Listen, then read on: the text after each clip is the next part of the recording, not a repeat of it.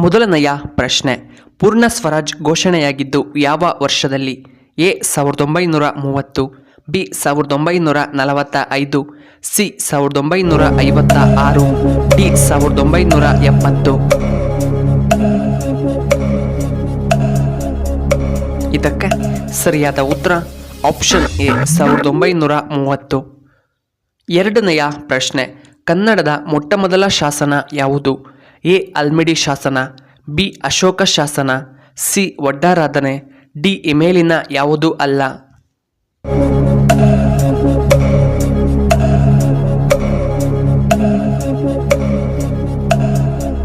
ಇದಕ್ಕೆ ಸರಿಯಾದ ಉತ್ತರ ಆಪ್ಷನ್ ಎ ಅಲ್ಮಿಡಿ ಶಾಸನ.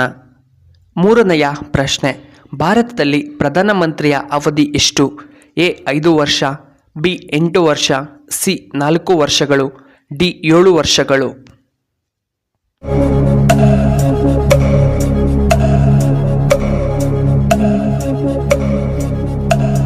ಇದಕ್ಕೆ ಸರಿಯಾದ ಉತ್ತರ ಆಪ್ಷನ್ ಎ 5 ವರ್ಷಗಳು.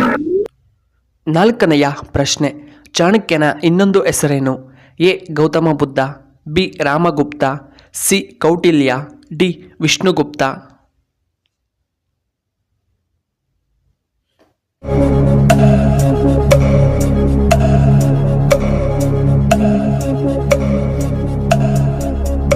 ಇದಕ್ಕೆ ಸರಿಯಾದ ಉತ್ತರ ಆಪ್ಷನ್ ಸಿ ಕೌಟಿಲ್ಯ.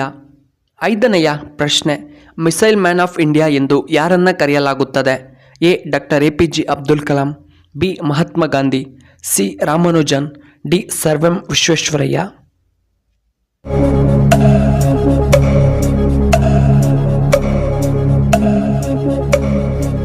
ಇದಕ್ಕೆ ಸರಿಯಾದ ಉತ್ತರ option A Abdul Kalam.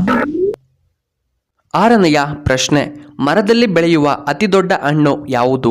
A ತೆಂಗಿನಕಾಯಿ, ಬಿ ಹಲಸಿನ ಹಣ್ಣು, ಸಿ ಸಪೋಟ, ಡಿ ಪಪ್ಪಾಯ ಹಣ್ಣು.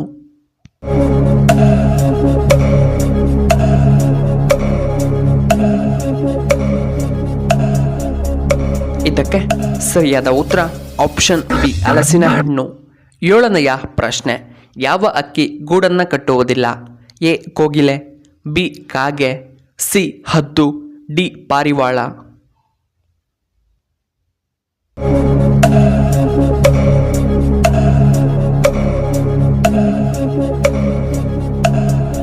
ಇದಕ್ಕೆ ಸರಿಯಾದ ಉತ್ತರ ಆಪ್ಷನ್ ಎ ಕೋಗಿಲೆ.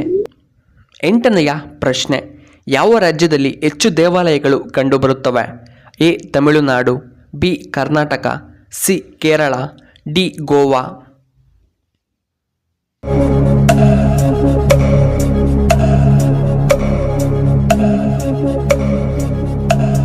ಇದಕ್ಕೆ ಸರಿಯಾದ ಉತ್ತರ ಆಪ್ಷನ್ ಎ ತಮಿಳುನಾಡು. ಒಂಬತ್ತನೆಯ ಪ್ರಶ್ನೆ, ನೊಬೆಲ್ ಪ್ರಶಸ್ತಿಗಳನ್ನು ಪ್ರದಾನ ಮಾಡುವಂತಹ ದೇಶ ಯಾವುದು? A Sweden, B America, C Russia, D Japan.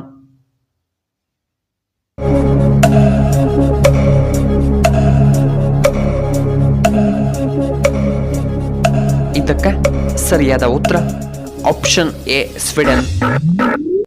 ಹತ್ತನೆಯ ಪ್ರಶ್ನೆ, ಯಾವ ರಾಜ್ಯದಲ್ಲಿ ಹೆಚ್ಚಾಗಿ ನಾಯಿ ಮಾಂಸವನ್ನು ಸೇವಿಸುತ್ತಾರೆ? A Mizoram, B Nagaland, C Assam, D Bihar.